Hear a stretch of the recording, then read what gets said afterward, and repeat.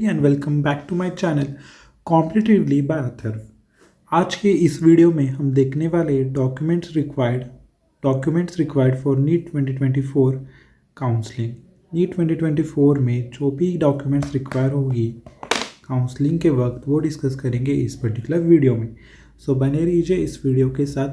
Channel को subscribe कीजिए, Telegram channel को ज्वाइन कीजिए फ्री काउंसलिंग अपडेट्स के लिए। So documents required for NEET 2024 counselling, आइए देखते हैं। फ्री काउंसलिंग के लिए और फ्री अपडेट्स के लिए और अपकमिंग डिटेल्स के लिए टेलीग्राम चैनल और मेरा व्हाट्सएप ग्रुप ज्वाइन कीजिए। वहाँ पे आपको सब कुछ गाइडलाइन प्रोवाइड किया जाएगा, कैसे आपको प्रेफरेंस लिस्ट बनाना है, कैसे कट ऑफ्स है लास्ट ईयर्स के, कैसा है इस ईयर का एनालिसिस, कॉलेज के रिव्यूज़, सब कुछ मिलेगा मेरे व्हाट्सएप ग्रुप पे और टेलीग्राम चैनल पे। इस कारण से वहाँ पे ज्वाइन हो जाइए। सो इस वीडियो में हम देखते हैं डॉक्यूमेंट्स। सो चालू करते हैं डॉक्यूमेंट्स से। तो सबसे पहले जो आपको डॉक्यूमेंट चाहिए होगा वो नीट 2024 का एप्लीकेशन फॉर्म का कंफर्मेशन पेज। जब आप नीट का फॉर्म भरते हैं उस टाइम आपको एक कंफर्मेशन पेज आता है, तो वो आपको चाहिए होगा नीट 2024 के काउंसलिंग के वक्त आपको वहाँ पे अपलोड करना पड़ेगा। उसके बाद नीट 2024 का एडमिट कार्ड। नीट 2024 का जो एडमिट कार्ड है उसमें सबका डाउट होता है कि पूरा एडमिट कार्ड चाहिए क्या, 3 पेजेस का, या सिर्फ फ्रंट पेज चाहिए क्या। तो मैं आपको बताऊँ, नीट 2024 के जो एडमिट कार्ड का जो फ्रंट पेज है वही आपको चाहिए होगा। उस पर जो डिटेल्स होते हैं वो सब फिल कीजिए, वहाँ पे अपना फ़ोटो स्टिक कीजिए, थंब प्रिंट निकालिए उस पर और वो अपलोड करना होता है। कोई भी पोस्ट कार्ड साइज़ फ़ोटो वाला पेज अपलोड नहीं करना होता। इंस्ट्रक्शन के जो आगे के पेजेस है वो भी नहीं अपलोड करना होता, सिर्फ आपको फर्स्ट पेज अपलोड करना होता है। तो नीट 2024 के एडमिट कार्ड का फर्स्ट पेज फिल कीजिए पूरा। वहाँ पे साइन करने को बोला होगा इन्विजिलेटर के सामने, तब भी उस पर साइन कीजिए। इन्विजिलेटर का कॉलम रिक्त छोड़िए और उसको अपलोड कीजिए। सो ये भी एक इम्पॉर्टेंट डॉक्यूमेंट चाहिए होगा, कंफर्मेशन पेज, एडमिट कार्ड। उसके बाद नीट 2024 का स्कोर कार्ड। आज के दिन नीट 2024 का रिज़ल्ट आने वाला है, तो उसका स्कोर कार्ड भी आपको चाहिए होगा। तो उसके बाद थर्ड डॉक्यूमेंट है एसएससी। एसएससी मानी कि क्लास 10th मार्कशीट और सर्टिफिकेट। क्लास 10 जो आपने पास करवाई है उसका मार्कशीट और उसका सर्टिफिकेट आपको चाहिए होगा नीट 2024 के काउंसलिंग के वक्त। उसके बाद क्लास 12 का मार्कशीट और क्लास 12 का सर्टिफिकेट। क्लास 12 का मार्कशीट और सर्टिफिकेट, ये दोनों डॉक्यूमेंट्स सिर्फ ड्रॉपर स्टूडेंट्स के पास ही होंगे। जो लोग फ्रेशली अप्लाई करेंगे काउंसलिंग के लिए उनके पास ये डॉक्यूमेंट्स नहीं होगा। तो वेट करते रहिए, तब तक आपका मार्कशीट और सर्टिफिकेट आ जाएगा। तो ये भी इम्पॉर्टेंट है, सर्टिफिकेट और मार्कशीट क्लास 12 का। उसके बाद domicile and nationality certificate. Domicile को ही हम नेशनलिटी सर्टिफिकेट बोलते हैं।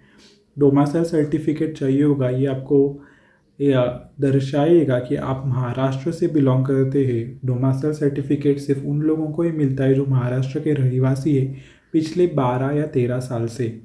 सो डोमासाइल सर्टिफिकेट भी चाहिए होगा आपको 85% स्टेट कोटा में अप्लाई करने के लिए। डोमासाइल सर्टिफिकेट होना बहुत इम्पॉर्टेंट है। 85% की जो स्टेट की काउंसलिंग होती है उसमें डोमासाइल की ज़रूरत पड़ेगी। उसके बाद क्लास 12 का लिविंग सर्टिफिकेट। क्लास 12 का लिविंग सर्टिफिकेट भी इम्पॉर्टेंट है, उसको हम टीसी भी बोलते हैं, ट्रांसफ़र सर्टिफिकेट। ये भी आपके पास होना बहुत ज़रूरी है।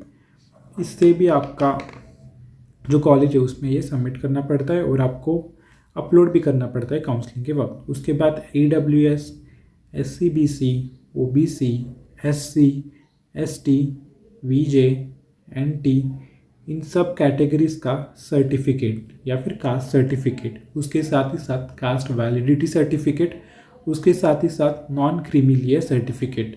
ये 3 डॉक्यूमेंट्स आपको इन कास्ट सर्टिफिकेट के साथ होना बहुत ज़रूरी है। SC/BC एक नई कैटेगरी इंट्रोड्यूस हुई है, इसका आपको कास्ट सर्टिफिकेट और कास्ट वैलिडिटी पे आपको छूट मिल चुकी है। 6 महीने तक आप कभी भी कॉलेज को सबमिट कर सकते हो। पर इन जो बाकी के जो कैटेगरीज है उस पर आपको कास्ट और कास्ट वैलिडिटी अभी के अभी अपलोड करना पड़ेगा। और EWS का सिर्फ EWS सर्टिफिकेट होता है, वो आपको अपलोड करना पड़ेगा। So this is also an important. उसके बाद इनकम सर्टिफिकेट। इनकम सर्टिफिकेट क्यों इम्पोर्टेंट है? अगर आपको ईबीसी, जो लोग ओपन में आते हैं उनको अगर ईबीसी अवेल करना पड़ेगा, अवेल करनी होगी। ईबीसी माने क्या? इकोनॉमिकली वीकर सेक्शंस या फिर इकोनॉमिकली बैकवर्ड सेक्शन के जो लोग होते हैं उनको ईबीसी प्राप्त होती है। ईबीसी का मतलब क्या होता है? उनको पहले इंस्टॉलमेंट में 1,40,000 मतलब पूरी कॉलेज की फ़ीस भरनी पड़ती है। और अगर उन्होंने ईबीसी इस कोटा से अप्लाई किया तो उनको सिर्फ 75,000 तक फ़ी पे करनी पड़ेगी, मतलब आधी फ़ी माफ़ हो जाती है अगर आपके पास ईबीसी सर्टिफिकेट होता है तो। और आपको अगर ईबीसी सर्टिफिकेट निकालना है तो आपके पास इनकम सर्टिफिकेट की ज़रूरत तो पड़ेगी, तो इनकम सर्टिफिकेट आपके पास होना चाहिए। स्कॉलरशिप्स को अप्लाई करने के लिए जो कॉलेजेस में अलग अलग टाइप की स्कॉलरशिप्स होते हैं, जैसे कि महाडीपीटी या फिर अपनी सरकार की जो वेबसाइट्स पे पंजाबराव देशमुख स्कॉलरशिप हो गई या फिर राजश्री छत्रपति शाहू स्कॉलरशिप हो गई या फिर अलग अलग कैटेगरीज़ के जो माइनॉरिटी स्कॉलरशिप्स है उन सब को आपको इनकम सर्टिफिकेट की ज़रूरत पड़ेगी। तो इनकम सर्टिफिकेट भी होना बहुत ज़रूरी है। माइग्रेशन सर्टिफिकेट किन लोगों को चाहिए? माइग्रेशन सर्टिफिकेट सिर्फ उन लोगों को चाहिए जो लोगों का बोर्ड अलग था। यदि अगर कोई व्यक्ति सीबीएसई में है और उसको स्टेट के 85% कोटा के जीएमसीज में एडमिशन लेना है तो उसको माइग्रेशन सर्टिफिकेट की ज़रूरत पड़ेगी, क्योंकि उनको वो अपना बोर्ड चेंज करेगा, सेंट्रल से स्टेट में आएगा। अगर कोई स्टेट का बच्चा है, मतलब महाराष्ट्र का स्टेट का बच्चा, और वो एम्स में एडमिशन लेना चाह रहा है तो उसको भी माइग्रेशन सर्टिफिकेट की ज़रूरत पड़ेगी, क्योंकि वो सेंट्रल लेवल पे जा रहा है। अगर कोई एसएससी का बच्चा है या फिर महाराष्ट्र का बच्चा है जिन्होंने 12th महाराष्ट्र से की है और वो महाराष्ट्र के जीएमसी में जा रहा है 85% कोटा से, तो उसको कोई भी माइग्रेशन सर्टिफिकेट की ज़रूरत नहीं पड़ेगी, क्योंकि उसका बोर्ड चेंज नहीं हो रहा। अगर कोई व्यक्ति एम्स में है, एम्स में जाना चाह रहा है और उसने 12th सीबीएसई बोर्ड से की है तो उसको भी माइग्रेशन सर्टिफिकेट की ज़रूरत नहीं पड़ेगी, क्योंकि वो सेंट्रल बोर्ड में ही एडमिट हो रहा है फिर से। अगर आप अपना बोर्ड का लेवल चेंज कर रहे हो, मतलब स्टेट्स बोर्ड में आपने 12th की है और आप एम्स को जा रहे तभी भी लगेगा। अगर आप सीबीएसई में थे और स्टेट के कॉलेज में जा रहे हो तभी भी आपको माइग्रेशन की ज़रूरत पड़ेगी। सो माइग्रेशन सर्टिफिकेट अगर आप बाहर के राज्य में भी अप्लाई कर रहे हैं, जैसे कर्नाटका, यूपी हो गया या फिर तेलंगाना हो गया, तब भी आपको माइग्रेशन की ज़रूरत पड़ेगी, तो ये भी आप निकाल लेना। माइग्रेशन सर्टिफिकेट कहाँ पे मिलेगा? आप अपने सारे डाउट्स मेरे वीडियो के डिस्क्रिप्शन में डाल देना। जो भी आपको डॉक्यूमेंट्स से रिलेटेड डाउट्स है, कहाँ से निकलवाने हैं डॉक्यूमेंट्स, तो मैं उस पर रिस्पॉन्ड करूँगा आपके कमेंट्स के डिपेंडेंट, और उस पर एक नया वीडियो भी लाऊंगा। उसके बाद we need gap certificate. Gap certificate की क्या ज़रूरत है? गैप सर्टिफिकेट ड्रॉपर लोगों को ही चाहिए, सिर्फ फ्रेश लोगों को कोई गैप की ज़रूरत नहीं है।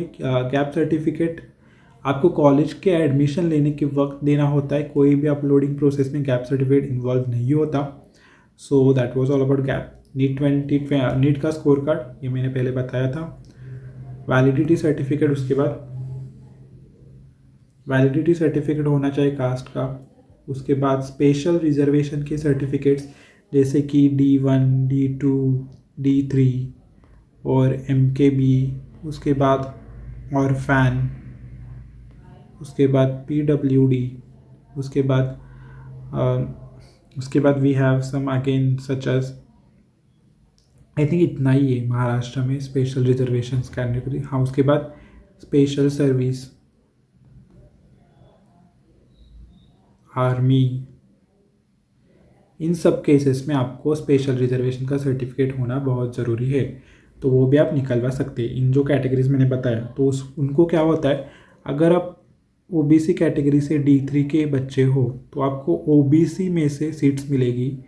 ओबीसी की कैटेगरी में आपके सीट्स रिजर्व होगी D3 के लिए, सो वहाँ पे आपको ज़्यादा फ़ायदा होता है। जो लोग SC के हैं और उसके बाद भी DT3 के हैं तो उनको SC में भी और कट ऑफ नीचे जाता है। मतलब अगर नॉर्मली SC का कट ऑफ 480 है GMC का, और उसमें भी आप D3 हो SC में, तो आपका कट ऑफ लगभग 470 450 तक जा सकता है, इतना नीचे जाता है D3 का cut off. So you want to have special reservation certificate. उसके बाद आधार का कॉपी, आधार कार्ड की कॉपी आपको आपके पास होना बहुत ज़रूरी है। मेरे आप सबसे एक रिक्वेस्ट है कि आप सब लोग इतने जो मैंने डॉक्यूमेंट्स बताए हैं आपको वो सारे निकलवा के रखिए और उनके एक एक दो दो सेट्स निकाल के रखिए, क्योंकि कॉलेज में एडमिशन के वक्त आपको एक ओरिजिनल सेट सबमिट करना होता है, उसके साथ ही साथ आपको दो जेरोक्स सेट सबमिट करने पड़ते हैं। सो एक ओरिजिनल और दो जेरोक्स। सो एक ओरिजिनल का सेट और दो जेरोक्स और एक एक्स्ट्रा सेट निकलवा के रखिए, जाकि अगर कोई गड़बड़ी हो जाए तो उस केस में आपके पास वो रहना चाहिए। और सभी ये डॉक्यूमेंट्स आपको पीडीएफ में के फॉर्म में स्टोर करना होता है आपके कंप्यूटर में, और कंप्यूटर से आपको पेन ड्राइव भी लेके जाना होता है। तो मैं बोलूँ आपको क्या क्या करना है। आपको अभी पहले सभी डॉक्यूमेंट्स निकलवाने, आपको ये सभी डॉक्यूमेंट्स निकलवाने। तो निकलवाने के बाद जो ओरिजिनल डॉक्यूमेंट्स उनका एक सेट बनाइए। उसके बाद ओरिजिनल के दो जेरोक्स लीजिए और एक एडिशनल आपके पास होना ज़रूरी है। ये हो गए 3 जेरोक्स और एक ओरिजिनल। और जो ओरिजिनल डॉक्यूमेंट्स है उनका पीडीएफ फॉर्म तैयार कीजिए और वो अपने पीसी में रखिए, और पीसी से ये पेन ड्राइव में लीजिए, क्योंकि ये पेन ड्राइव आपको कॉलेज को सबमिट करना होता है एडमिशन के वक्त। एडमिशन के वक्त आपको कॉलेज को पेन ड्राइव सबमिट करना होता है। तो आपको ये सारे डॉक्यूमेंट पेन ड्राइव में भी लेके आप भी रखने हैं, ताकि आपको गड़बड़ी ना हो एडमिशन के वक्त। पेन ड्राइव और एक ओरिजिनल सेट सभी डॉक्यूमेंट्स का और दो जेरोक्स सेट। और सभी डॉक्यूमेंट्स मैंने ये ऑर्डर में जो लगाया है उसी ऑर्डर में आपको लगाना है और अपने पेन ड्राइव में भी रखना है। सो ये था आज की वीडियो से। अगर आपको कोई स्कॉलरशिप की जानकारी चाहिए हो एमपीबीएस से रिलेटेड, सो मेरे चैनल को सब्सक्राइब कीजिए और लाइक कीजिए, आने वाले वीडियो में मैं बना दूंगा। सो दैट वाज ऑल। काउंसलिंग के लिए टेलीग्राम से ज्वाइन करना बहुत ज़रूरी है। सो that was all from the video. Thank you for watching.